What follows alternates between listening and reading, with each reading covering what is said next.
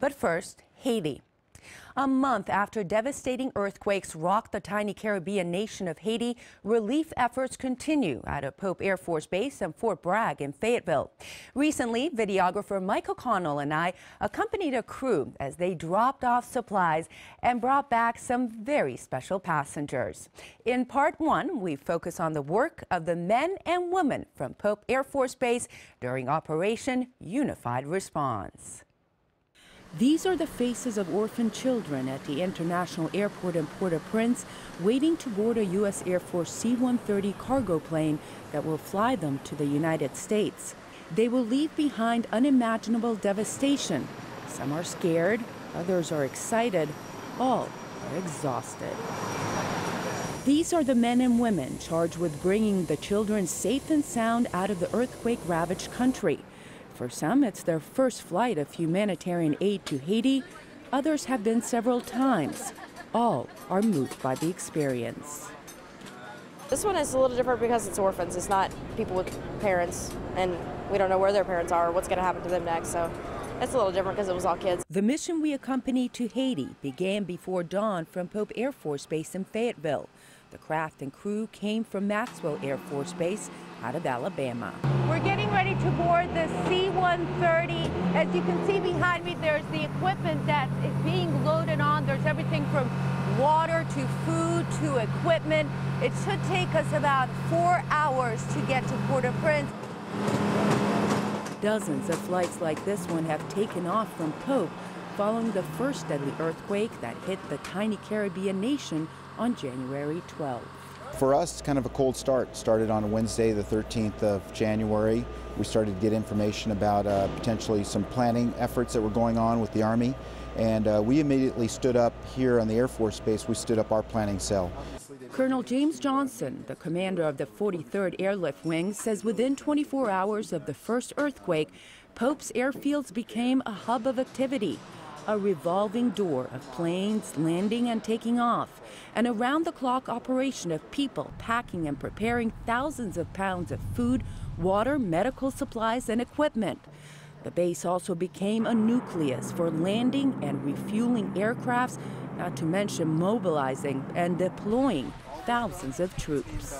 We had active duty reserve, C-130s, C-17s. We had C-5s coming in here as well from all over Texas and Delaware, Arkansas, you name it. Captain Lisa Larry and Staff Sergeant Daryl Bradley were the first U.S. Air Force aeromedical crew that arrived in Haiti. They were both about half an hour away from Pope when they got the call. From the time you got the call to the time you took off, a couple hours? 2 hours. Just under 2 hours.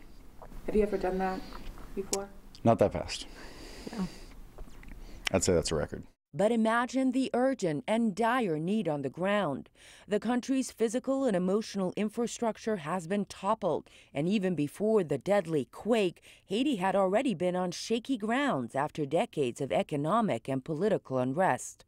But on January 12th, any potential progress came to a sudden halt.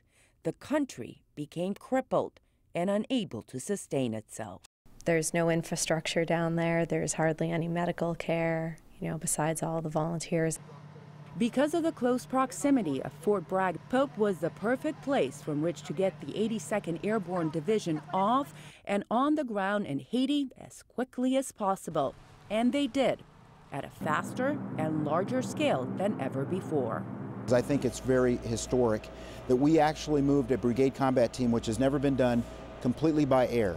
And that was done in a 10-day period, which is moving all of their trucks, their vehicles, their cargo, a lot of it outsized cargo that requires a C-17 to move. Because there was such a crisis, we had to get a lot of stuff down there very, very quickly.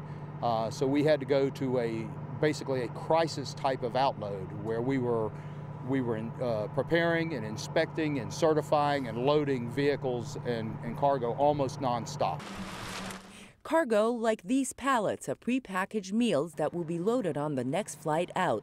Some will go to feed hungry Haitians, others to refuel U.S. soldiers. This is all meals ready to eat inside of here. Thousands of pounds?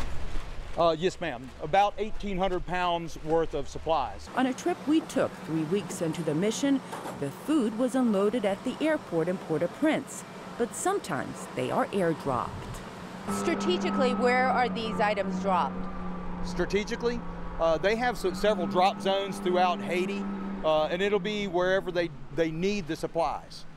Closest to wherever they need the supplies safely. Obviously, because of the weight of these, we don't want the civilian populace in the drop zone area, because if an 1,800-pound pallet fell on them, somebody would get crushed. The number one concern for us during this mission, obviously, was security of the aircraft when they were going down there. Major Eric Horst is a top cop on base. He says uncertainty on the foreign terrain and lack of security on the ground required that Ravens, highly specialized men and women responsible for aircraft security, to be on high alert. Ravens were out there and they kind of stood out to the outer perimeter of the aircraft and made sure that nobody came too close. Only the people that were authorized to come up and move cargo and move passengers on and off. Master Sergeant Denise Knoll, a Raven, arrived in Haiti 24 hours after the first quake. You just knew from the mood with everything happening, these folks were in distress and they were wanting to get out of there. So that, as a security sense, kind of heightened us a little bit because of the possibility that somebody might want to try to get on our aircraft. In the week and a half following her first flight, Sergeant Knoll went on 4 more missions, bringing troops and supplies to Haiti and also bringing evacuees out. It was heartbreaking. It absolutely was. All the babies and a lot of the fathers that came back without the mothers, knowing the impact of what they went through, the family members they lost. A lot of them never flew on a plane, you know, just the safety for getting them out of there, as well as knowing that their whole life had been shattered. These aeromedics have treated injured troops in Iraq and Afghanistan, but they say what they saw in Haiti was nothing they've ever experienced before. To see these injuries and know how it happened, that it's not an everyday thing, they're not in a war zone, to take care of children, that was hard. It's one thing to take care of a child, but when you're in a loud aircraft, he doesn't speak English, and you're using basic thumbs up, thumbs down, smiling, stuff like that to try and treat him. It's really tough. As tough as the mission may have been, for many, it's success stories like these rescued orphans that fueled the unwavering resolve and commitment of the men and women of the armed forces.